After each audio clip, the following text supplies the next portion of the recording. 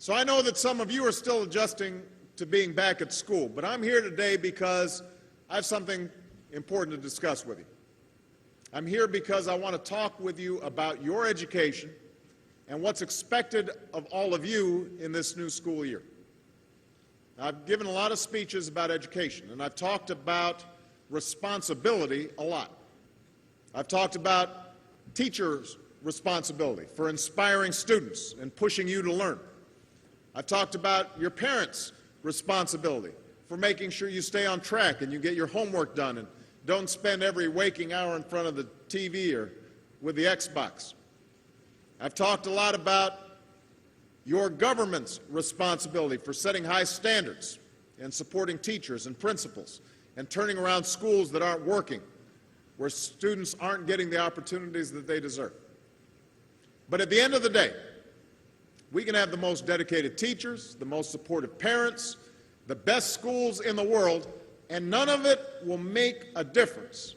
None of it will matter unless all of you fulfill your responsibilities. Unless you show up to those schools, unless you pay attention to those teachers, unless you listen to your parents and grandparents and other adults and put in the hard work it takes to succeed. And no matter what you want to do with your life, I guarantee that you'll need an education to do it.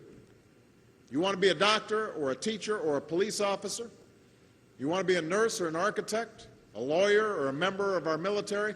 You're going to need a good education for every single one of those careers.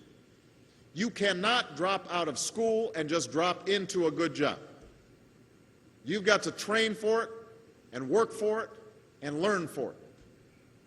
And this isn't just important for your own life and your own future. What you make of your education will decide nothing less than the future of this country. The future of America depends on you. What you're learning in school today will determine whether we as a nation can meet our greatest challenges in the future. You'll need the knowledge and problem-solving skills you learn in science and math to cure diseases like cancer and AIDS, and to develop new energy technologies and protect our environment. You'll need the insights and critical thinking skills you gain in history and social studies to fight poverty and homelessness, crime and discrimination, and make our nation more fair and more free.